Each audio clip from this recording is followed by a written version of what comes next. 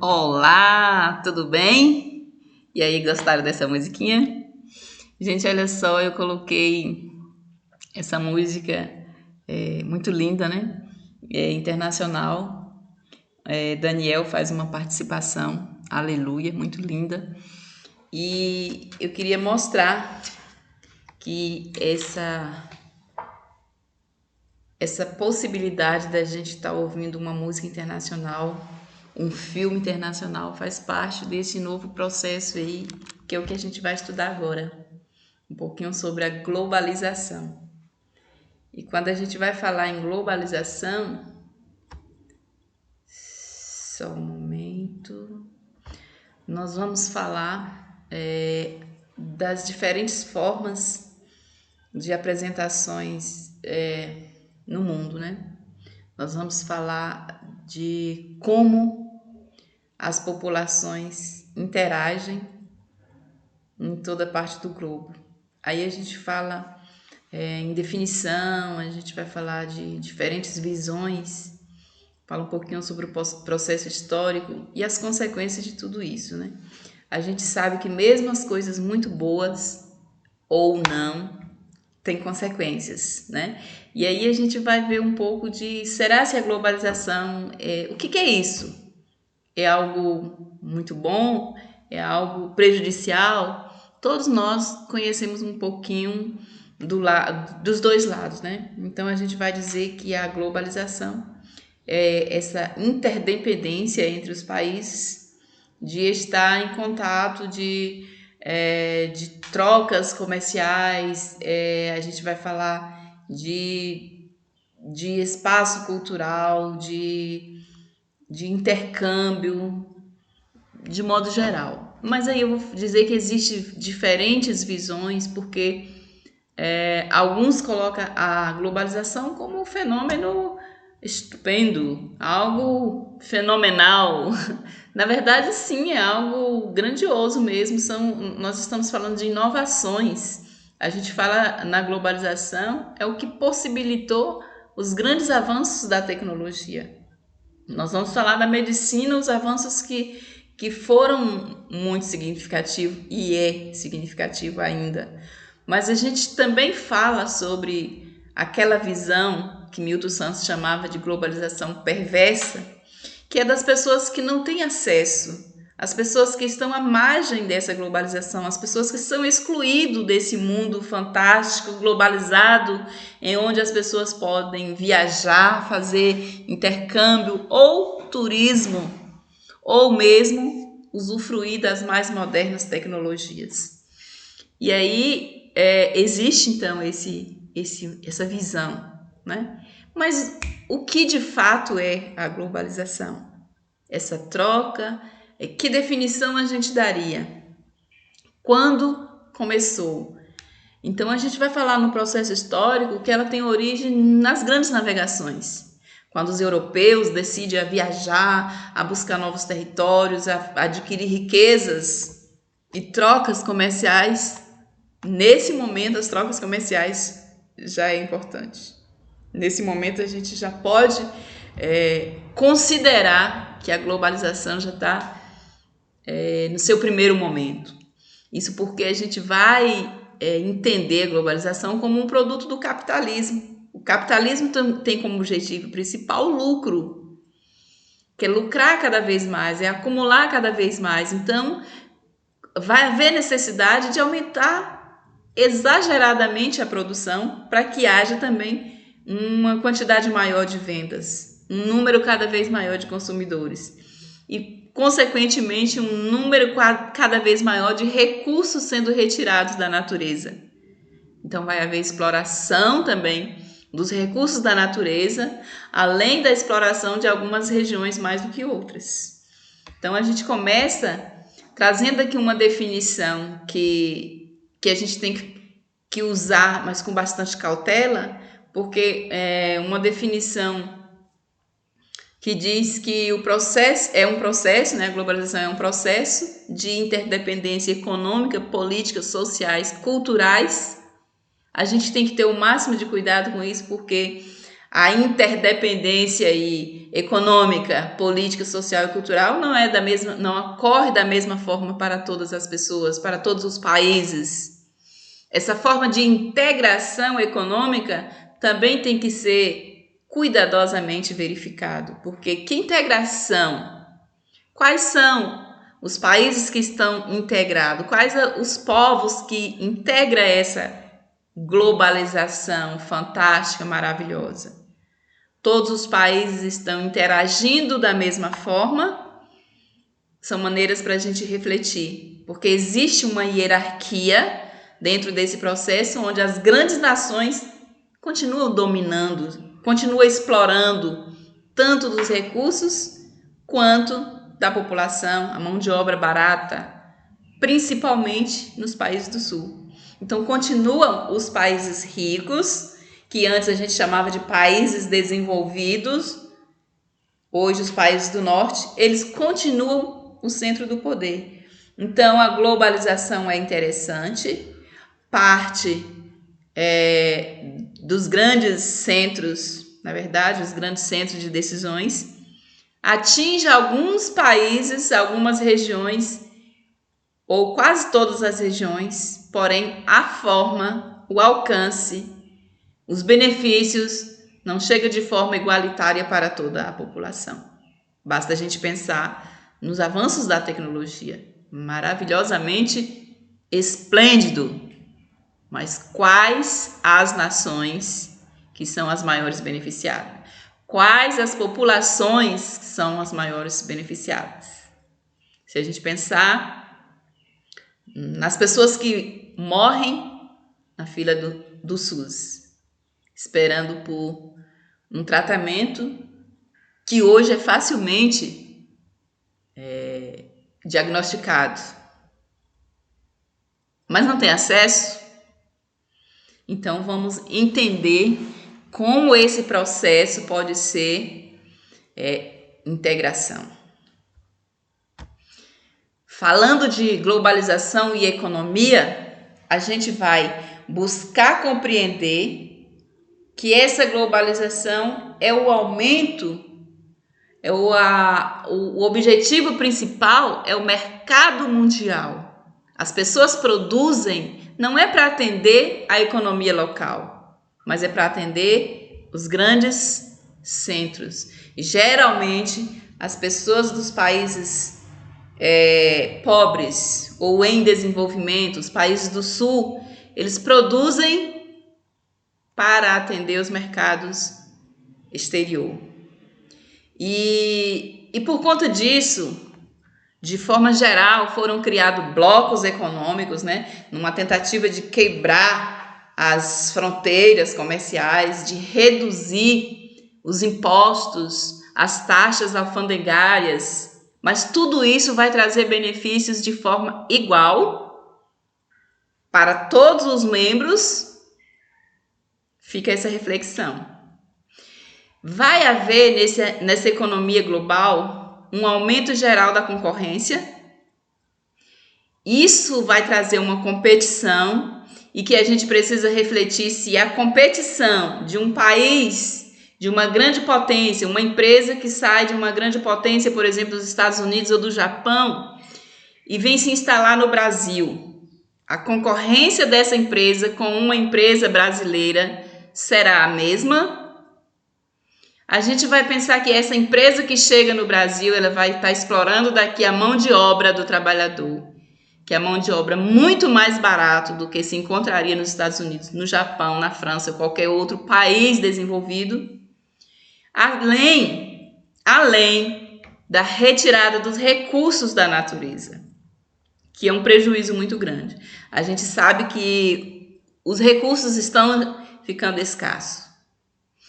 E outra preocupação neste momento é que a globalização ela traz um avanço tecnológico muito grande. Mas as pessoas também precisam estar se qualificando para se adequar a esse novo modelo econômico. Então, as pessoas que não têm qualificação profissional, ou seja, ou você se especializa em alguma área, ou você vai estar fora da competição do mercado trabalhista. Você vai para o trabalho informal, e vai perder os direitos trabalhistas. Então, eu volto a dizer, essa globalização é de fato uma globalização que atende a todos da mesma forma? E a globalização e as políticas internacionais. Bom, se a gente fala em globalização, a gente já falou que a globalização ela envolve os setores da economia, social, política, cultura, mas de que forma a globalização pode envolver nas políticas dos países? Aí nós vamos falar de políticas internacionais ou dos organismos internacionais que foram criados, na verdade, com o objetivo, ou pelo menos com o discurso de um objetivo comum a todos os países, né? Por exemplo, a ONU e o FMI. A ONU foi criada com um objetivo de estabelecer a paz. São, na verdade, missões que tem que ser abrangente a vários países ou a todos os países. O FMI criado para restabelecer ou fortalecer as finanças dos países. Vamos ver de que forma isso acontece. A ONU foi criada logo após a Segunda Guerra Mundial, com o objetivo de manter a paz, porque morreram muitas pessoas. Então, há uma necessidade agora da gente olhar para a humanidade, olhar para as pessoas e tentar trazer um pouco de segurança. Então, alguns países reuniram em 24 de outubro de 1945 e criaram algumas leis, alguns acordos, né, estabelecidos dentro da ONU, foi assinado por 50 países e com objetivos de manter a paz e a segurança, de fomentar ou de manter relações de amizades, de defender, de cooperar com soluções de problemas internacionais e o desenvolvimento dos direitos humanos, da liberdade das populações mundiais. Então, são princípios defendidos nessa organização. Mas aí eu volto a refletir com você. Existe, de fato, uma defesa e cooperação entre os países de forma igualitária?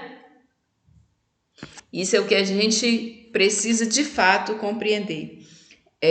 O desenvolvimento dos direitos humanos e os direitos da liberdade, isso é um fato hoje muito discutido e preocupado, né? Porque todos os países existe os direitos, né, escritos em uma Constituição. No caso do Brasil, a nossa Constituição brasileira determina quais são os nossos direitos. Só que existem direitos que são universais e estão também dentro dessa declaração, né? Declaração Universal dos Direitos Humanos, que está também na ONU. A ONU prega também a preocupação em como está vivendo essas populações, e por isso criou alguns órgãos para ajudar, por exemplo, na conservação do país, na preservação, nas questões ambientais, a questão da fome e entre outros. O FMI, ela também foi criado com o intuito, né, de desenvolver algo em torno das nações de modo geral. Mas pense bem, os órgãos criador vamos chamar esse FMI de banco, porque é o local onde faz empréstimos para os outros países. Hoje a sede é em Nova York, nos Estados Unidos, e foi criado também nos Estados Unidos, na conferência de Bretton Woods. Vamos pensar, o Brasil já tomou vários empréstimos para esse banco. E cada vez que um país precisa ou que passa por uma necessidade econômica, nesse momento que foi criado, eles estavam pensando nos Estados Unidos, porque os Estados Unidos tinham passado por uma crise terrível, em 1929, que foi chamada da recessão. Então, com o objetivo aí de reequilibrar, né, de reestabelecer, e pensando em trazer os outros países para o lado capitalista. Veja bem que em 1945, quando termina a Segunda Guerra Mundial, os Estados Unidos entram em conflito com a União Soviética para uma disputa entre o capitalismo e o socialismo. Então, os Estados Unidos já têm necessidade de agregar vários países, né? De unir vários países capitalistas, porque ele está no momento de disputa com outros países. Então, a gente precisa também questionar sobre os reais motivos deste fundo monetário, se realmente ele atende a todas as necessidades dos países, principalmente os países mais necessitados. Aqui eu trouxe para vocês o símbolo, né, desses dois órgãos que eu destaquei como mais importantes da Organização das Nações Unidas, a ONU, o símbolo, né, e aqui do lado a sede do FMI.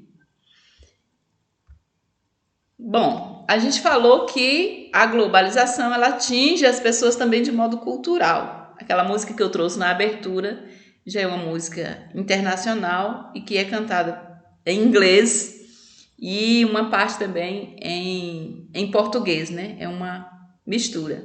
Se a gente for pensar na produção mundial hoje, ocorre também de forma compartilhada. De vários setores da economia, por exemplo, para produzir um carro, utiliza produtos de vários locais, de vários países para montar um carro, uma montadora que vem para o Brasil e busca. Eu fiz só essa comparação de que existe uma produção mundial. É claro que a música ela não é essencialmente feita em conjunto com outros países. Ela pode ser feita individual aqui no Brasil e tocada lá em outro país, assim como os de lá também são tocados aqui. Assim como os nossos atores também fazem esse papel, né? Através de novelas, de filmes e por aí vai. Então, com a abertura do comércio para o mundo, eles chamam de abertura dos mercados, há aí uma facilidade de acesso na produção. As pessoas vão produzir mais para também vender mais, mas isso vai gerar uma concorrência e, consequentemente, vai ter uma baixa no custo. Isso não quer dizer que o produto não seja produto de qualidade. Ao contrário, existe produtos de qualidade, porque existe uma concorrência, uma competição. Então, as pessoas precisam produzir com qualidade e com preço acessível para que atinja um maior número de consumidor. Um exemplo disso são as comunicações, né? O barateamento das tecnologias, dos celulares, dos computadores, dos tablets e por aí vai. Tendo a internet como ícone principal da globalização, a gente vai entender que isso se torna possível graças a alguns pacotes, alguns pactos, na verdade, né? Não é pacote, é pactos que são feitos entre as empresas públicas ou privadas que fornecem esses serviços. Aí, além das tecnologias, há também os fornecedores dos serviços, como WhatsApp, Facebook, Instagram, dentre outros. E nesse contexto todo, a língua inglesa se destaca, né? O idioma inglês se destaca, surgindo aí como importante por ser falada em vários países do mundo, e a maior parte das comunicações ou dos meios de comunicações, as linguagens C, né, de ordem desse idioma. Então, isso de certa forma vai trazer também um outro problema, que é a colonização cultural. Idiomas e expressões de outras culturas deixa de ser tão valorizada quanto, para valorizar essa potência que é o idioma inglês, e que cada vez adquire mais importância, né? Bom, e como é que ficam os transportes nesse meio globalizado? Vai haver também a necessidade de melhoria, uma vez que aumentou a produtividade, vai haver também a necessidade de transporte para fazer o escoamento dessa produção. Aquela mercadoria que passava meses viajando para chegar em determinado local, agora pode ser transportados em navios modernos, né? Contêineres, pode ser transportados pelo meio aéreo. Os trens são mais modernos, o que antes demorariam tempos. E também eles pensam na durabilidade do produto. Um produto que é fabricado com uma durabilidade curta, e se não tiver um meio de transporte eficiente, ele vai chegar a vencer antes mesmo de chegar às prateleiras, antes mesmo de chegar à casa do consumidor. Então, houve essa necessidade também na melhoria dos transportes. Bom, essa foi a nossa aula de hoje, e eu gostaria que vocês colocassem aí nos comentários, né? Como foi para você essa aula, o que você entendeu, ou o que ficou difícil de entender, se você colocaria algo mais. Pode fazer perguntas, e eu gostaria também que você pudesse aí compartilhar ou curtir. É importante, para que outras pessoas também possam ter acesso a esse conteúdo, que de certa forma é uma reflexão, é uma necessidade também da gente compreender os meios de transportes atuais, faz parte, né, desse processo global. É uma necessidade da gente entender o que é globalização e da gente desconfiar de que forma as pessoas estão recebendo isso. A gente desconfiar de que nem todas as pessoas estão tendo, ou pelo menos refletir: será que todas as pessoas estão tendo o mesmo acesso? Se nós pensarmos nessa aula aqui, quantas pessoas você conhece que não tem acesso à internet? Ou que está com algum problema com a internet ou com a sua tecnologia, o aparelho celular ou notebook? Todas as pessoas vão ter o mesmo acesso? Fica esse questionamento, e desejo a todos um bom dia, uma boa tarde, uma boa noite, que o Senhor os abençoe.